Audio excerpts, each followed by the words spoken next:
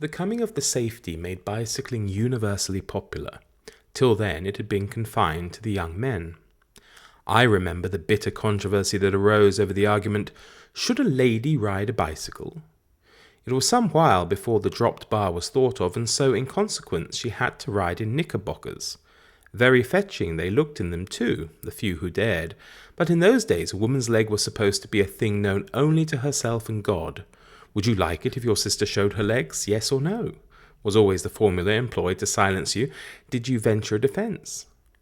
Before that it had been, could a real lady ride outside an omnibus, or might a virtuous female ride alone in a hansom cab?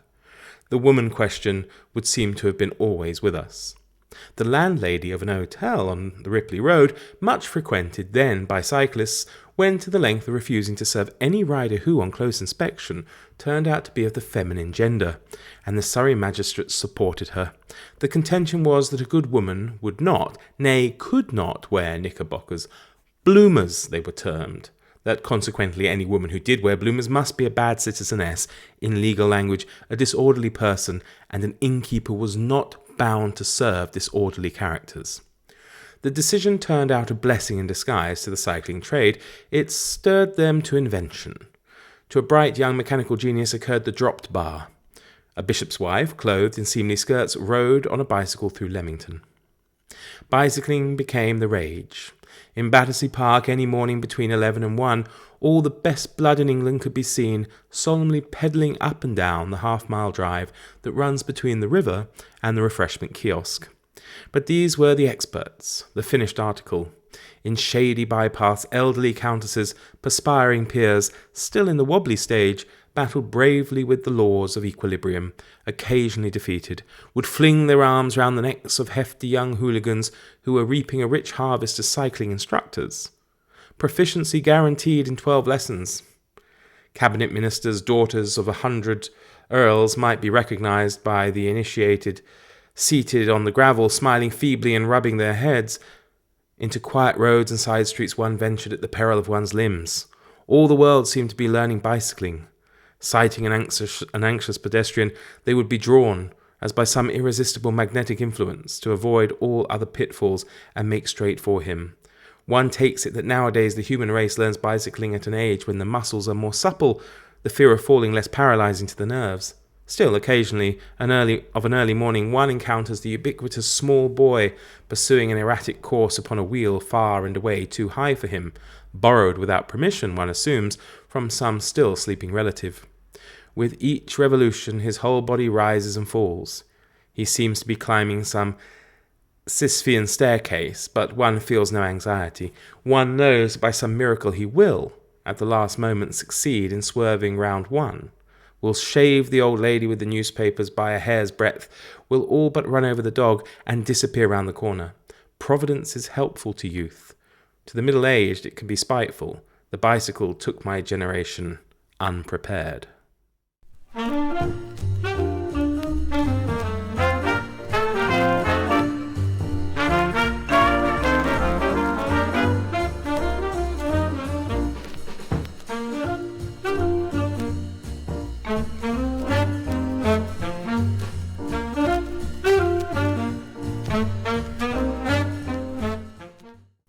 The piece you just heard there at the start of this show comes from the autobiography of our subject for today. I wonder if perhaps you can guess who that might be. If anyone follows or watches my YouTube channel, you might be able to guess because I have actually read and mentioned that piece before. And of course, today's subject happens to be the author of my favourite book of all time. Hello and welcome to the first episode of Tales from the Quill. I am your host Mark, and today we embark on a captivating journey through the life and times of one of the literary world's most beloved humourists. So there you go, perhaps you can guess. Can you? Answers on a postcard. It is, of course, the wonderful Jerome K. Jerome. So Jerome K. Jerome, or Jerome Klapka Jerome, was born on the 2nd of May in Staffordshire, England, back in 1859. And of course he was a humorist, as I've just said, but he was quite a versatile writer. He was an essayist, and he was also a playwright. And he is, of course, best known for that most timeless classic, 3 Men in a Boat, which is a humorous account of three men boating on the River Thames. And of course, the dog as well, which we will come to later. To understand Jerome's remarkable wit and unique perspective, we must, of course, delve into the influences and experience that shaped his writing. Let us therefore transport ourselves to the Victorian era and explore the early life of this, I think, literary luminary. So, what were the early years like for Jerome? What kind of struggles and things did he face? Well, contrary to what you might think after reading something like Three Men in a Boat, Jerome's early years were actually quite challenging. The family faced a lot of financial problems and personal setbacks. He had fairly humble beginnings, and he used this experience in order to pursue this writing career. And we will, of course, uncover the obstacles and things that he faced and the determination that fueled him on his journey to success.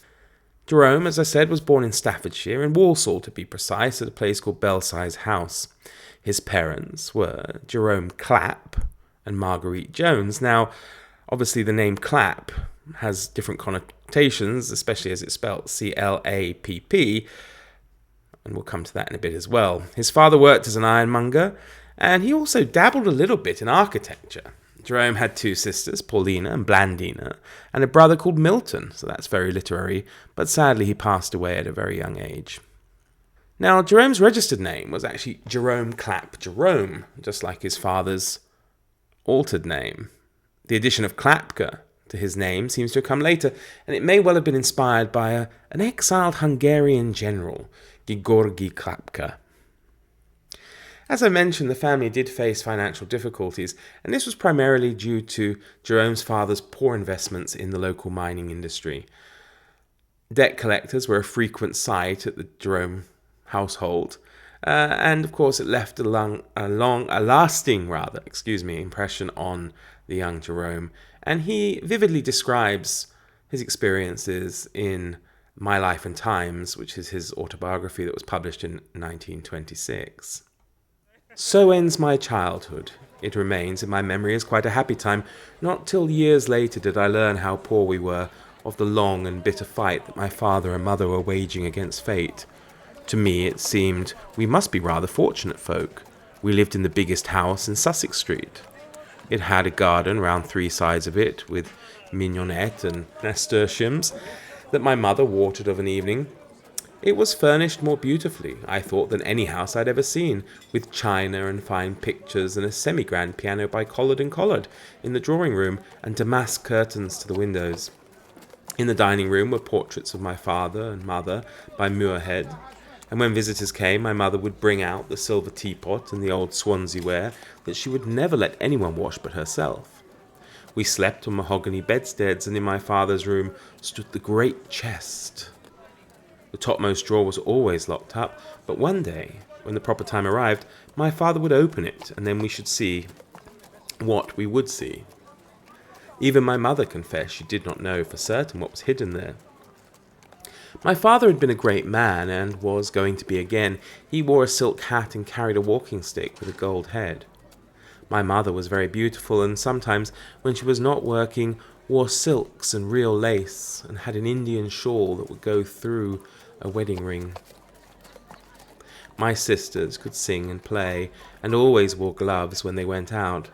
I had a best suit for Sundays and visitings, and always enough to eat. I see from my mother's diary that one of her crosses was that for a growing boy I was not getting proper, nourishing food, but of this I had no inkling. There was a dish called bread and sop, which was sweet and warm, and which I was fond. For tea there would sometimes be golden syrup, and for supper bread with drippings spread quite thick. And on Sundays we had meat and pudding for dinner.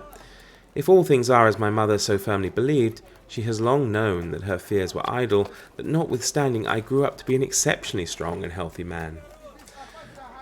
But I would that the foreknowledge could have come to her when she was living, and so have removed one, at least, of her many sorrows. When Jerome was only 2, his family actually moved from Walsall to Stourbridge in Worcestershire. Later on, they went off to settle in East London. Jerome, as he says himself, became a poor scholar, and he attended the St Marylebone Grammar School. Initially, he aspired to pursue a career in politics and to become a writer. However, his dreams were cut short when his father sadly passed away when he was only 13, and this was followed 2 years later by the death of his mother. So poor old Jerome finds himself 15 years old and pretty much an orphan. And of course, these events caused him to have to leave his studies behind, go out and find work in order to support himself. Luckily, however, he did find employment. He founded the London and North Western Railway. And at first his roles involved collecting coal that had fallen along the railway tracks. I think it's safe to say that Jerome's humour was his trademark. I mean, he certainly peddled in laughs and satire. But how did he go from picking up coal that had fallen along the railway tracks to writing one of the most beloved humorous books of all time? Well, actually, it comes down to being influenced really by his sister that we mentioned earlier, his sister Blandina, who was rather obsessed with acting and the theatre. And this inspired Jerome to take a turn at it, really. So in 1877, that's what he did. He got himself a stage name, that of Harold Crichton. He joined a theatre company, or a repertory troupe, if you want. And this troupe specialised in, putting on productions on the, with the smallest of budgets. And in fact, often required the actors themselves to dig into their own rather meagre pockets to help fund the production, to help fund the purchase of costumes and other things that may have been required for putting on these productions. By 1880, after doing this for 3 years, Jerome had met with very little success at all. I mean, anything that can be quantified or qualified as being successful in his life. So, of course, this turned him to question whether what he was doing was right or not, and therefore to look at other occupations. He thought he could try his hand at writing, becoming a journalist and writing short stories, essays, satires and things like that. But sadly, they were rejected. People, I suppose, didn't see the talent in him, or maybe it wasn't right for that particular time. So he still actually needed some work, and over the next few years he had a variety of jobs, from a solicitor's clerk to a packer and to a school teacher. It wasn't until 1885, 8 years after he started acting, that he had some success in the theatre realm, let's say, and it came in the form of a comic memoir called On the Stage and Off, where he detailed his experiences and the funny situations, of course, that he faced during his acting life. On Saturday came the opening night, and with it my first appearance before the British public, my first début, as a perruquier called it. In thinking about it beforehand, I had been very much afraid lest I should be nervous, but strange to say, I never experienced stage fright at any time. I say strange because, at that period of my life, at all events, I was, as true greatness generally is, of a modest and retiring disposition. In my very early youth, I believe, I was not so. I am told that in my frock and pinafore days, I used to stand upon the table and recite poetry, to the intense gratification of my elderly relatives. Ah, the old folks knew how to enjoy themselves when I was a boy. And an old nurse of mine always insisted that on one occasion I collected half a crown in an omnibus by my spirited rendering of Bar Bar Black Sheep. I have no recollection of this performance myself, though, and if it really did take place, where's the money? This part of the question has never, to my mind, been satisfactorily cleared up. But however self-possessed I may have been at 8, I was anything but so at 18. Even now I would not act to a drawing-room full of people for £1,000, supposing the company considered the effort worth that sum. But before a public audience, I was all right and entirely free from that shyness about which, in my private life, my lady friends so bitterly complain. I could not see the people, for one thing, at all events, not those beyond the third row of the stalls. The blaze of light surrounding one on the stage and the dimness of the rest of the house gave the audience a shadowy and ghost-like appearance, and make it impossible to see more than a general mass of white faces. As I never noticed the hundreds upon hundreds of glaring eyes, they did not trouble me, and I let them glare. The most withering glance in the world won't crush a blind man. If I had been nervous on the first night, I think I should have a good excuse for it, knowing as I did that a select party of my most particular friends, including a few medical students and clergymen's sons, was somewhere in the theatre, having come down in a body with the intention of giving me a fair start, as they said. They had insisted on coming. I had begged them not to trouble themselves on my account, but they wouldn't hear of it. They said it would be such a comfort to me to know that they were there. That was their thoughtful kindness. I said, "Look here, you know, if you fellows are going to play the fool, I'll chuck the whole blessed thing up." They said they were not going to play the fool, they were coming to see me. I raised no further objections. But I checkmated them. I lied to those confiding young men with such an air of simple truthfulness that they believed me, though they had known me for years. Even now, after all this time, I feel a glow of pride when I think how consummately I deceived them. They knew nothing of the theatres or actors over the water, so I just gave them the name of our first old man and told them that was the name I had taken. I exaggerated the effect of making up and impressed upon them the idea that I should be so changed that they would never believe it was I, and I requested them especially to note my assumed voice. I did not say what character I was going to play, but I let slip a word now and then implying that my mind was running on grey hairs and long-lost children, and I bought a stick exactly similar to the one the poor old gentleman was going to use in the part, and let it lie about. So far as I was concerned, the plan was a glorious success, but the effect upon the old man was remarkable. He was too deaf to hear exactly what was going on, but he gathered enough to be aware that he was the object of a certain amount of attention, and that he was evidently giving great satisfaction to a portion of the audience, which latter circumstance apparently surprised him. The dear fellows gave him a splendid reception when he first appeared. They applauded everything he said or did throughout the play, and called for him after every act.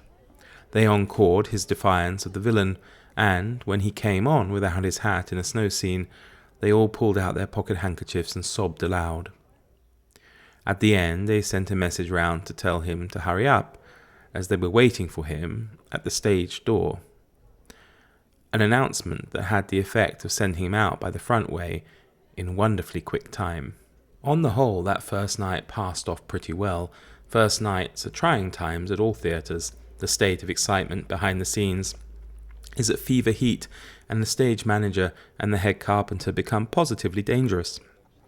In sensation pieces, where the author plays second fiddle to the scene shifter, this, of course, is especially the case. Now, as all modern playgoers know, there are never any hitches or delays on first nights, at all events not at any of the West End houses, where everything is always a triumph of stage management.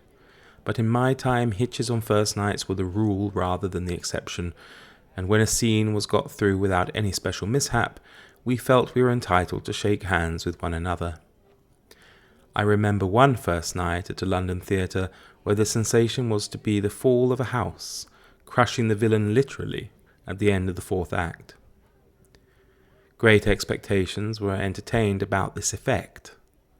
It was confidently calculated that the collapse of this building would bring down the house, and so no doubt it would have done if, owing to a mistake in the cues, the curtain had not come down first. The house fell beautifully, the dummy villain was killed on the spot, and the heroine saved in the nick of time by the hero, who in these plays is always just round the corner. But the audience only wondered, what all the noise was about, and why no one had struck an attitude at the end of the act. But however flat things fell in front, the sensation behind was undoubted. When the excitement had partially subsided, there was an energetic inquiry for the man who had let down the curtain, but it appeared that he had left without stopping even to put on his hat. This did not transpire at the time, however, and for half an hour afterward, the manager was observed to be wandering about with a crowbar, apparently looking for someone. The premature rise of curtains is attended with still more ludicrous results. On one occasion I called to mind the rag went up unexpectedly and discovered the following scene. The king of the country is sitting by the side of his dying son. He is drinking beer out of a bottle. His wig and beard lie beside him on the floor. The dying son, touching herself up by the aid of a powder puff and a hand-glass. The chief priest of the country, myself, eating a Bath bun, while a friendly super buttons him up at the back. Another time I recollect was at the very small provincial theatre. There was only one dressing room in the whole place, and that the ladies had, of course. We men had to dress on the stage itself. You can imagine the rest. The yell, the confusion, the wild stampede, the stage looking like the south bank of the Serpentine after 8 p.m., the rapid descent of the curtain, the enthusiastic delight of the audience. It was the greatest success we had during our stay. I have a strong opinion, however, that this latter catastrophe was not due so much to accident as to a certain mean villain among the company, whose name, in consideration of his family, I refrain from mentioning. And this was followed up by another of his maybe more well-known works, which is Idle Thoughts of an Idle Fellow, which came out in 1886, which is a collection of humorous essays which had appeared in a magazine to which he contributed called Home Chimes.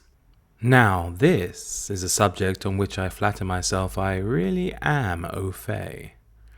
The gentleman who, when I was young, bathed me at Wisdom's font for 9 guineas a term, no extras, used to say he never knew a boy who could do less work in more time. And I remember my poor grandmother once incidentally observing, in the course of an instruction upon the use of the prayer book, that it was highly improbable that I should ever do much that I ought not to do, but that she felt convinced beyond a doubt that I should leave undone pretty well everything that I ought to do. I am afraid I have somewhat belied half the dear old lady's prophecy. Heaven help me. I have done a good many things that I ought not to have done, in spite of my laziness. But I have fully confirmed the accuracy of her judgment so far as neglecting much that I ought not to have neglected is concerned. Idling always has been my strong point. I take no credit to myself in the matter. It is a gift. Few possess it. There are plenty of lazy people and plenty of slow coaches, but a genuine idler is a rarity. He is not a man who slouches about with his hands in his pockets. On the contrary, his most startling characteristic is that he is always intensely busy.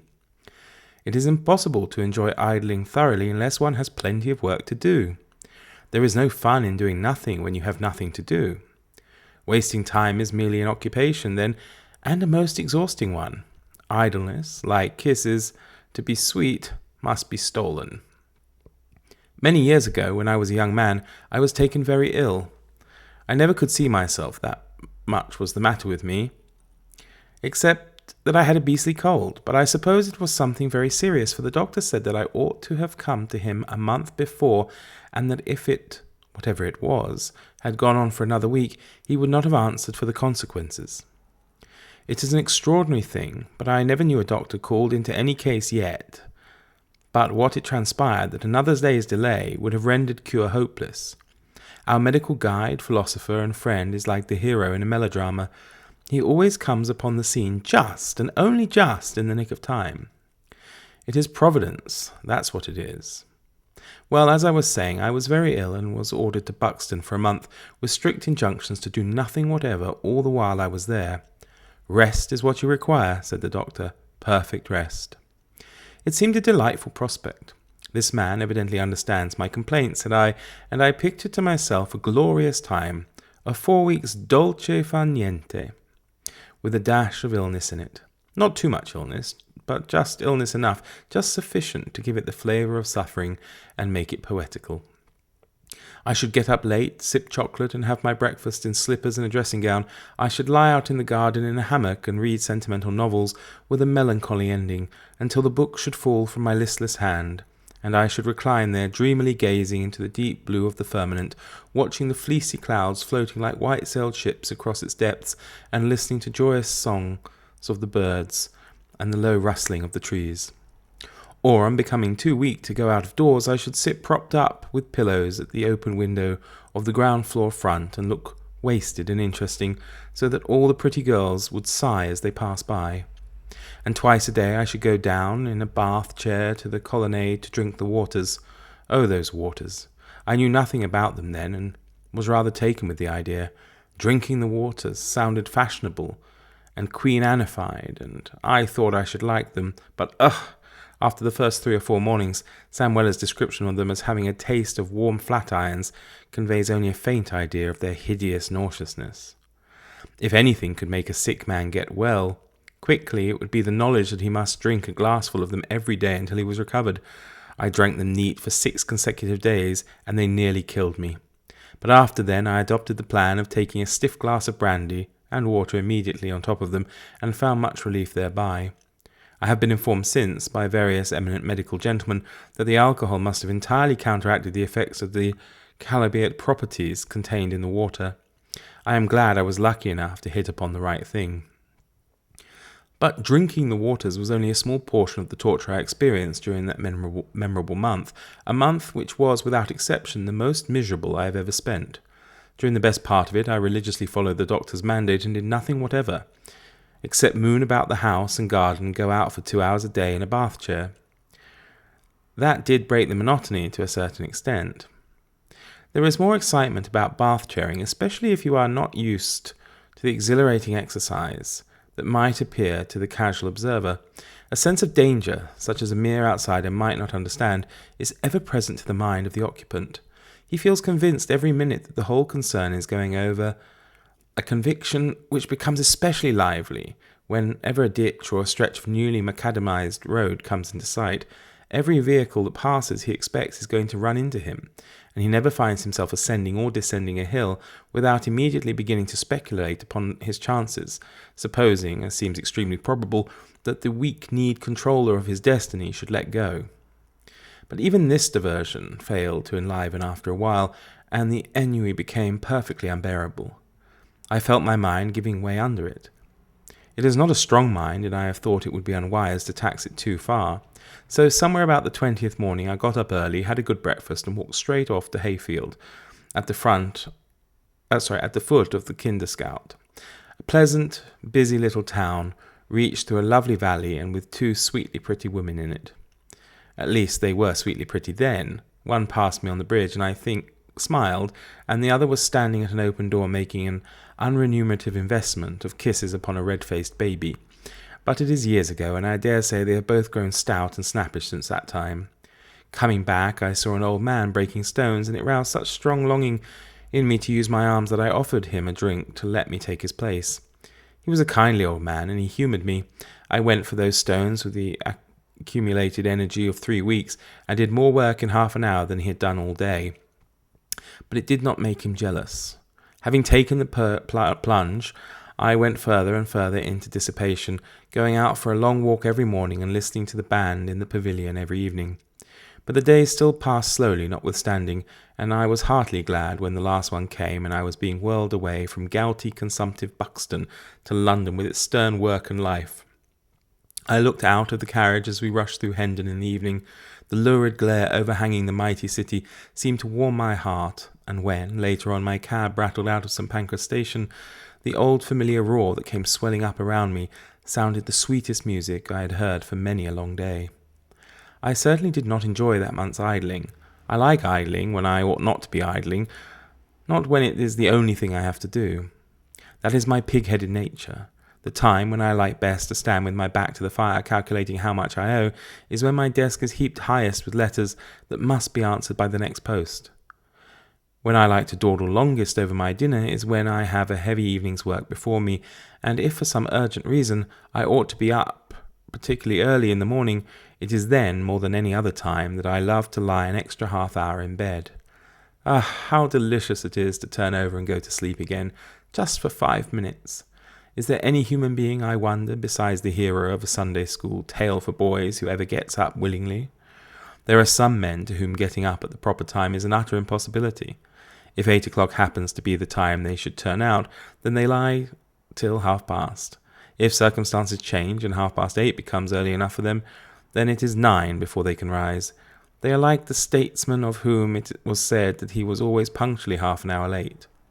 They try all manner of schemes. They buy alarm clocks, artful contrivances that go off at the wrong time and alarm the wrong people. They tell Sarah Jane to knock at the door and call them, and Sarah Jane does knock at the door and does call them, and they grunt back, "All right," and then go comfortably to sleep again. I know one man who would actually get out and have a cold bath, and even that was of no use, for afterward he would jump into bed again to warm himself. I think myself that I could keep out of bed all right if I once got out. It is the wrenching away of the head from the pillow that I find so hard, and no amount of overnight determination makes it easier. I say to myself, after having wasted the whole evening, well, I won't do any more work tonight. I'll get up early tomorrow morning, and I'm thoroughly resolved to do so. Then, in the morning, however, I feel less enthusiastic about the idea and reflect that it would have been much better if I had stopped up late last night. And then there is the trouble of dressing, and the more one thinks about that, the more one wants to put it off. It is a strange thing, this bed, this mimic grave where we stretch our tired limbs and sink away so quietly into the silence and rest. O bed, delicious bed, that heaven unearthed to the weary head, as sang poor Hood. You are a kind old nurse to us fretful boys and girls. Clever and foolish, naughty and good, you take us all in your motherly lap and hush our wayward crying. The strong man full of care, the sick man full of pain, the little maiden sobbing for her faithless lover, like children we lay our aching heads on your white bosom, and you gently soothe us off to bye-bye. Our trouble is sore indeed when you turn away and will not comfort us. How long the dawn seems coming when we cannot sleep. Oh, those hideous nights when we toss and turn in fever and pain, when we lie like living men among the dead, staring out into the dark hours that drift so slowly between us and the light. And oh, those still more hideous nights when we sit by another in pain, when the low fire startles us every now and then with a falling cinder, and the tick of the clock seems a hammer beating out the life that we are watching. But enough of beds and bedrooms. I have kept them too long, even for an idle fellow. Let us come out and have a smoke. That wastes time just as well and does not look so bad. Tobacco has been a blessing to us idlers. What the civil service clerk before Sir Walter's time found to occupy their minds with it is hard to imagine. I attribute the quarrelsome nature of the Middle Ages young men entirely to the want of the soothing weed. They had no work to do and could not smoke, and the consequence was that they were forever fighting and rowing. If, by any extraordinary chance, there was no war going on, then they got up a deadly family feud with the next-door neighbour, and if, in spite of this, they still had a few spare moments on their hands, they occupied them with discussions as to whose sweetheart was the best-looking. The arguments employed on both sides being battle-axes, clubs, etc. Questions of taste were soon decided in those days. When a 12th century youth fell in love, he did not take 3 paces backward, gaze into her eyes, and tell her she was too beautiful to live. He said he would step outside and see about it, and if, when he got out, he met a man and broke his head, the other man's head, I mean, then that proved that the first fellow's girl, was a pretty girl. But if the other fellow broke his head, not his own, but the other fellow to the second fellow, that is, because, of course, the other fellow would only be the other fellow to him, and not the first fellow who, well, if he broke his head, then his girl, not the other fellow's, but the fellow who was, look here, if A broke B's head, then A's girl was a pretty girl, but if B broke A's head, then A's girl wasn't a pretty girl, but B's girl was. That was their method of conducting art criticism. Nowadays, we light a pipe and let the girls fight it out among themselves. They do it very well. They are getting to do all our work. They are doctors and barristers and artists. They manage theatres and promote swindles and edit newspapers. I am looking forward to the time when we men shall have nothing to do but lie in bed till 12, read 2 novels a day, have a nice little 5 o'clock tea, all to ourselves, and tax our brains with nothing more trying than discussions upon the latest patterns in trousers and arguments as to what Mr. Jones's coat was made of and whether it fitted him. 'Tis a glorious prospect for idle fellows. And this magazine would therefore later go on to be the one to serialize his most famous work. Before we come to that, however, it's important to look at something that happened in his personal life, which, if not gave birth to the idea of this famous work, certainly pushed it along. And that was that in June 1888, he married Georgina Elizabeth Henrietta Stanley Mary, or Etty, to her friends. Now, she was a divorcee. In fact, they actually married 9 days after she divorced her first husband. And with her, Jerome inherited a daughter, a ready-made family, a girl called Elsie, although her real name was Georgina. Now, the interesting part of this, which helps us move into our next section, where we look at the most famous work written by Jerome K. Jerome, that, of course, of 3 men in a boat, is that their honeymoon, the honeymoon of Etty and Jerome, took place on the Thames in a little boat. And of course, that's very significant. And when he comes home from his honeymoon, he puts pen to paper and starts writing his most famous story. Harris asked me if I'd ever been in the maze at Hampton Court. He said he went in once to show somebody else the way. He had studied it up in a map, and it was so simple that it seemed foolish, hardly worth the 2pence charged for admission. Harris said he thought that map must have been got up as a practical joke because it wasn't a bit like the real thing, and only misleading. It was a country cousin that Harris took in. He said, "We'll just go in here so that you can say you've been. But it's very simple. It's absurd to call it a maze. You keep on taking the first turning to the right. We'll just walk round for 10 minutes and then go and get some lunch." They met some people soon after they'd got inside, who said they'd been there for 3/4 of an hour and had had just about enough of it. Harris told them they could follow him if they liked. He was just going in and then should turn round and come out again. They said it was very kind of him and fell behind and followed. They picked up various other people who wanted to get it over as they went along until they had absorbed all the persons in the maze. People who had given up all hopes of ever getting either in or out, or of ever seeing their home and friends again, plucked up courage at the sight of Harris and his party and joined the procession, blessing him. Harris said he should judge there must have been 20 people following him in all, and one woman with a baby who had been there all the morning insisted on taking his arm for fear of losing him. Harris kept on turning to the right, but it seemed a long way, and his cousin said he supposed it was a very big maze. "Oh, one of the largest in Europe," said Harris. "Yes, it must be," replied the cousin, "because we've walked a good 2 miles already." Harris began to think it rather strange himself, but he held on until at last they passed the half of a penny bun on the ground that Harris's cousin swore he'd noticed there 7 minutes ago. Harris said, "Oh, impossible," but the woman with the baby said not at all, as she herself had taken it from the child and thrown it down there just before she met Harris. She also added that she wished she had never met Harris, and expressed an opinion that he was an impostor.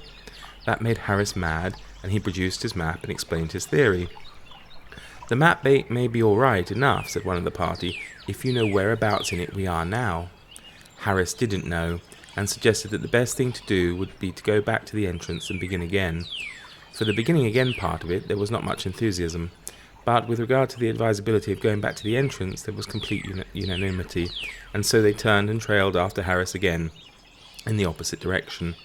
About 10 minutes more passed, and then they found themselves in the centre. Harris thought at first of pretending that that was what he had been aiming at, but the crowd looked dangerous, and he decided to treat it as an accident. Anyhow, they had got something to start from then.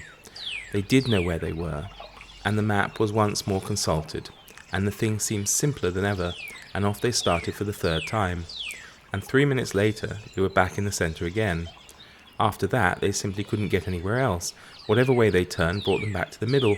It became so regular at length that some of the people stopped there and waited for the others to take a walk round and come back to them.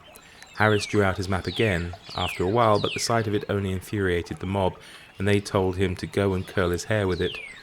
Harris said that he couldn't help feeling that, to a certain extent, he had become unpopular. They all got crazy at last and sang out for the keeper, and the man came and climbed up the ladder outside and shouted out directions to them. But all their heads were by this time in such a confused whirl that they were incapable of grasping anything, and so the man told them to stop where they were, and he would come to them. They huddled together and waited, and he climbed down and came in. He was a young keeper, as luck would have it, and new to the business, and when he got in he couldn't find them, and he wandered about trying to get them, and then he got lost. They caught sight of him every now and then, rushing about the other side of the hedge, and he would see them and rush to get to them, and they would wait there for about 5 minutes, and then he would reappear again in exactly the same spot and ask them where they'd been. They had to wait till one of the old keepers came back from his dinner before they got out. Harris said he thought it was a very fine maze, so far as he was a judge, and we agreed that we would try to get George to go into it on our way back. Now that's my favourite passage from Three Men in the Boat. Of course, there are loads and loads of wonderfully funny passages, and I'm sure anyone who reads it has their own favourite. But I particularly like that one, probably because I also have fond memories as a child of visiting Hampton Court and the Hampton Court maze and all that kind of thing. And it just cracks me up every time I read it. So yes, as we said earlier, he was inspired to write this book because of his honeymoon with his wife. Though you'll notice, of course, there aren't really any women in the book. Instead, he decides to bring in his real-life best friends, George Wingrave and Carl Henschel. And Carl Henschel becomes Harris in the book. I don't know why he changes Carl's name, but he decides to do that. So he brings in, as I say, his two real-life best friends for this novel. And also the fourth main character in the book is a dog called Montmorency, which is really, for me, probably one of the best characters, if not the best character in the whole book. Now, I'm assuming, of course, that you've all read it. And if you haven't, you should. And if you haven't, you should really stop listening to this podcast or anything else and go and read it. There's no excuse. It's quite short and it's free. You can download it immediately. Like all of Jerome's works, they are, of course, in the public domain. So it's well worth you, exploring him. And of course, money isn't the excuse when you can get it for free out of the public domain. So interestingly, though, Jerome himself didn't have a dog, which was kind of a shame for me. I kind of always wished that he had a dog like Montmorency, because he really is a special character. But he brought in the dog because he had his opinions about the dog being some kind of symbol of British life, or the life of a British gentleman. So he thought it very important that these three men should have such a companion. The book itself was extremely successful on publication. It set Jerome up for life, really. It brought him new opportunities. He became the editor of the Idler. He actually pipped Rudyard Kipling to that post, which is kind of impressive, I would say. And the book sold over 200,000 copies in its first edition, which ran from 1889 through to 1909. And apparently up to 1 million pirated copies were sold in America. So I feel sorry for him that he would have missed out on those royalties. And strangely enough, in Russia, the book became super popular. It actually became a standard textbook in Russian schools, I'm guessing pre-revolution, although what subject it became a textbook for, I'm not exactly sure. And apparently the Russians went on to write other works that they published under his name, even though he didn't write it, because he was that popular that they thought by publishing books under his name would allow people to kind of piggyback on his success. It also enabled him to further develop literary ties and friendships. He was friends with the likes of J.M. Barrie, Sir Arthur Conan Doyle, and even with Mark Twain, which I think is pretty cool. He was a member of J.M. Barrie's cricket team, the Allah Akbaris, which included a lot of literary luminaries from the late 19th century through to Edwardian times, and perhaps that could be a subject for another podcast. It would be really quite interesting to look at those in more detail. Now, Jerome actually went to America. He went to America on several different occasions, and he talks about this in his autobiography, My Life and Times. He kind of puts them all into one occasion, but he wants to just kind of give his thoughts on America. And it's very interesting because he headed off to a talk in Chattanooga in Tennessee, where I think a couple of days prior to his visit, there had been some lynchings of African Americans. And this really troubled him and upset him because I think overall his opinion of Americans was quite positive, but he found their attitudes to race very disturbing. And this led him to, at the end of the chapter on America, to opine about it, really. And it's interesting because he uses the N-word probably, I think, at least twice during the course of Three Men in the Boat. And in his closing comments on the chapter on America, he also says a phrase which, of course, today would be considered racist. However, he does it while he's writing in defense of tolerance and racial tolerance. And I suppose in some respects, there's a case for saying he can be forgiven, maybe, as it's kind of just the naivety and attitude of the times in which he lived to maybe band about words that are considered, of course, extremely offensive. So I'll let you judge for yourselves. I'll read through the last part of his chapter on his visits to America. Once only at Chattanooga did I meet with disagreement, and then I was asking for it. 2 Negroes had been lynched a few days before my arrival on the usual charge of having assaulted a white woman, proved afterwards, as is generally the case, to have been a trumped-up lie. All through the South this lynching horror had been following me, and after my reading I asked for permission to speak on a matter about which my conscience was troubling me. I didn't wait to get it, but went straight on. At home, on political platforms, I've often experienced the sensation of stirring up opposition, but this was something different. I do not suggest it was anything more than fancy, but it seemed to me that I could actually visualize the anger of my audience. It looked like a dull, copper-colored cloud hovering just above their heads and growing in size. I sat down amid silence. It was quite a time before anybody moved, and then they all got up at the same moment and turned towards the door. On my way out in the lobby, a few people came up to me and thanked me in a hurried, furtive manner. My wife was deadly pale. I had not told her of my intention, but nothing happened, and I cannot help thinking that if the tens of thousands of decent American men and women to whom this thing must be to their country's shame would take their courage in both hands and speak their mind, America might be cleansed from this foul sin. To the Democrat, America is the great disappointment. Material progress I rule out. Beyond a certain point it tends to enslave mankind. For spiritual progress, America seems to have no use. Mr. Ford has pointed out that every purchaser of a Ford car can have it delivered to him, painted any color he likes, so long as it's black. Mr. Ford expresses in a nutshell the mental attitude of modern America. Every man in America is free to do as he darn well pleases, so long as for 24 hours a day he does what everybody else is doing.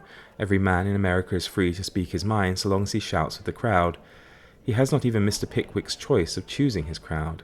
In America there is but one crowd. Every man in America has the right to think for himself so long as he thinks what he is told. If not, like the heretics of the Middle Ages, let Let him see to it that his chamber door is locked, that his tongue does not betray him. The Ku Klux Klan with its travelling torture chamber is but the outward and visible sign of the spirit of modern America. Thought in America is standardized. America is not taking new wine, lest the old bottles be broken. I ask my American friends, and I have many, I know, to forgive me. Who am I to lecture the American nation? I feel myself the absurdity of it, the impertinence. My plea is that I'm growing old, and it comes to me that before long I may be called upon to stand before the judge of all the earth and to make answer concerning things that I have done, and, perhaps of even more importance, the things that I have left undone. The thought I'm about to set down keeps ringing in my brain. It will not go away.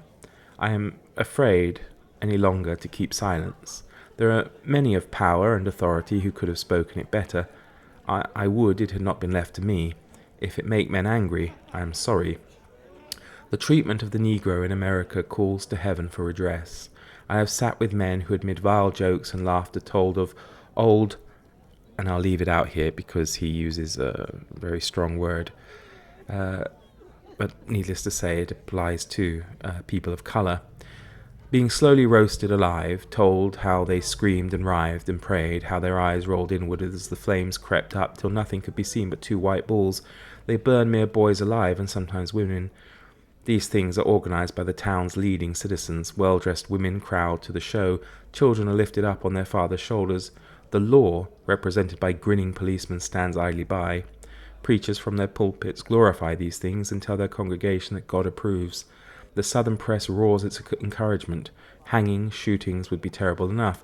These burnings, these slow grillings of living men chained down to iron bedsteads, these tearings of live, quivering flesh with red-hot pincers, can be done only to glut some hideous lust of cruelty.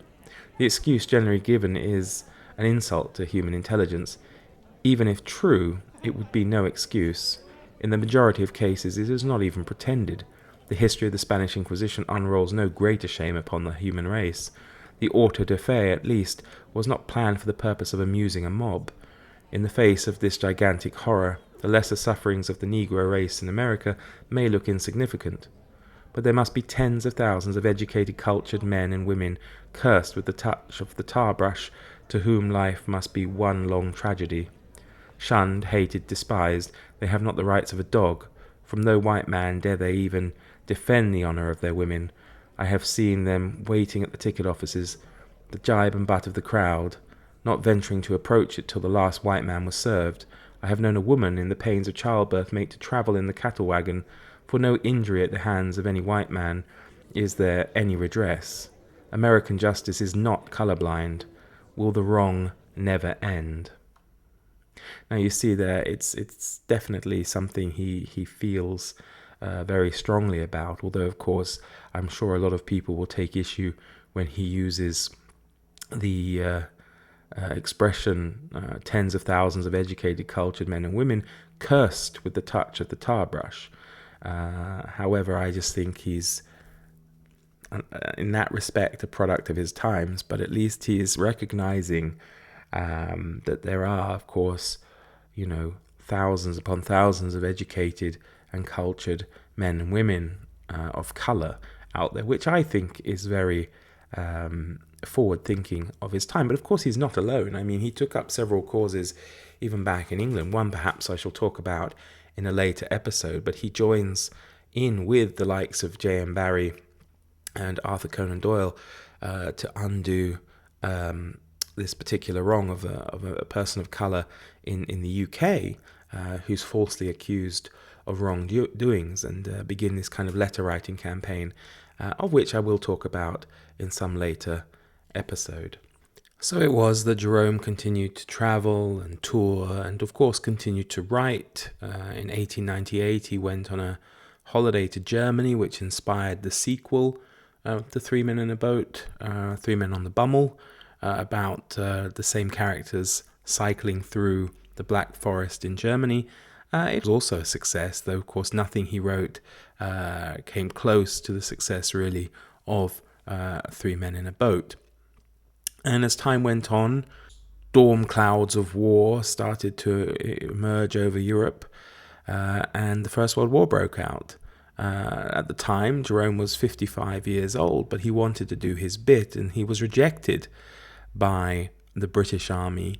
And he recounts again in his autobiography, My Life and Times, that he looked for any way he could to help with the British war effort. And this included, again, going on tours and speaking engagements, and even back to America again to help with pro-British propaganda. Eventually, a friend put him in touch with a unit of volunteers that would serve as ambulance drivers in the French Army. I had all but abandoned hope when one day, outside a photographer's shop in Bond Street, I met an old friend of mine dressed up in the uniform of a major general.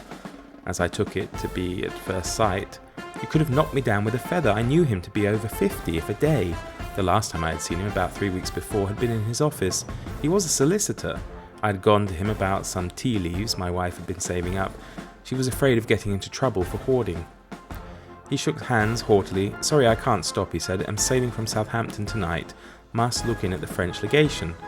"One moment," I persisted. "Can't you take me out with you as your aide-de-camp?" "I don't mind what I do. I'm good at cleaning buttons." He waved me aside. "Impossible," he said. "Joffre would..." And then, looking at my crestfallen face, the soldier in him melted. The kindly stout solicitor emerged. Taking out a notebook, he wrote upon a page, then tore it out and gave it to me. "You can tell them I sent you," he said. "Ta-ta." He dived into a waiting taxi. The crowd had respectfully made way for him. It was an address in Knightsbridge that he had given me. I saw a courteous gentleman named Illingworth who explained things to me. The idea had originated with a French lady, la Comtesse de la Panousse, wife of the military attaché to the French embassy in London. The French army was less encumbered than our own with regulations. Age, so long as it was not accompanied by decrepitude, was no drawback to the driving of a motor ambulance. I passed the necessary tests for driving and repairs and signed on. Thus I became a French soldier at 2.5 sous a day, paid monthly. My wife still has the money. The French legation obtained for me my passport. At the British War Office I could snap my fingers. Passing it on my last day in London, I did so, and was spoken to severely by the constable on duty. He then goes on, of course, to recount his various wartime experiences, which are very, interesting, and I would recommend, of course, not only that you read Three Men in a Boat or any of his works, but to especially read his autobiography, My Life and Times, because it is a fantastic window into Victorian life and early Edwardian life as well. Like at the start of this episode, the incidents with the bicycle and people learning to use the bicycle is just one of many wonderful social anecdotes that he gives in the book, which I think really do provide valuable insight into life during those days. Now, one short passage I really like from his war service section is as follows. "One day in a wood I chanced upon a hospital for animals. It was a curious sight. The convalescents were lying about in the sun, many of them still wearing bandages. One very little donkey was wearing the croix de guerre. His driver had been killed, and he had gone on by himself with a broken leg, and had brought his load of letters and parcels safely up to the trenches. The transport drivers were kind to their beasts, and many of the soldiers had their little dog that marched with them and shared their rations." The war ends, of course, and Jerome goes back to his life and to his wife. The next few years, he embarks rather on a kind of introspective journey of himself. I mean, the last chapter of his autobiography, which of course he wrote in 1926, so in the years after the First World War, when he looks back on his life, the last chapter is entitled Looking Forward. And it does kind of denote a lot of his spiritual and religious leanings. I'm not saying spiritualism in the sense of Arthur Conan Doyle, for instance, but this kind of religiousness or religiosity that he has in him that really seems to come out in these last years of his life. And sadly, not a year after publishing his autobiography, he dies. In June 1927, he suffered a paralytic stroke and cerebral hemorrhage whilst on a road trip, and he sadly lay in hospital for 2 weeks before he died on the 14th of June 1927. He ended up being cremated and the ashes were buried in St Mary's Church, Ewelme in Oxfordshire. And his wife, his stepdaughter, and his sister are all buried beside him, which I think is rather nice. And what to his legacy? Well, I think he is one of the greatest, if not to my mind, the greatest comic writer of all time. His book, Three Men in a Boat, has never been out of print since its publication. The book itself has inspired several adaptations from films, plays, TV serials, documentary series even. There was a popular documentary series a few years ago where 3 comedians started out recreating the journey, and it was turned into a series where they went off and did other journeys, all under the title of Three Men in a Boat. He also went on to inspire even science fiction works. There's a book I'm set to read later on this year called To Say Nothing of the Dog, written by American science fiction writer Connie Willis. I think he left the world, to my mind, and to some degree, a better place than he found it, or the world he was born into, because he did provide huge amounts of enjoyment and fun through his writings that are really quite fresh and relevant to us today. The humour isn't lost. I think there's a lot of cases where, especially very old humour, even elements of Victorian humour and early Edwardian humour that are not that funny today maybe, or we struggle to get the joke. But with him, I think that's never the case. He is a very funny man, and he deserves to be more popular than he actually is today. Although, of course, once people read Three Men in a Boat, they generally have a very positive opinion about him and that book, but I don't think enough people read it. The book itself was slammed by critics on publication, seemed to be as something for the enjoyment of the Aries and Ariettes, or the lower classes, the lower working classes of England. However, what do they know, these critics, right? The people knew what they wanted, and they wanted Three Men in a Boat by Jerome K. Jerome. Thank you, everybody. I hope you enjoyed this look at the life and works of Jerome K. Jerome in our first episode of Tales from the Quill. I hope you also appreciate that this is the first episode, and it's been quite a big undertaking for me. It's quite different than to making YouTube videos. I will be back, of course, with other episodes, and I hope to be joined by guests. And I think in that case, the format should be perhaps different and maybe easier, because there will be 2 of us talking and you won't be forced to listen to just my voice. Thank you ever so much for listening, and I look forward to seeing you all very soon. Bye bye.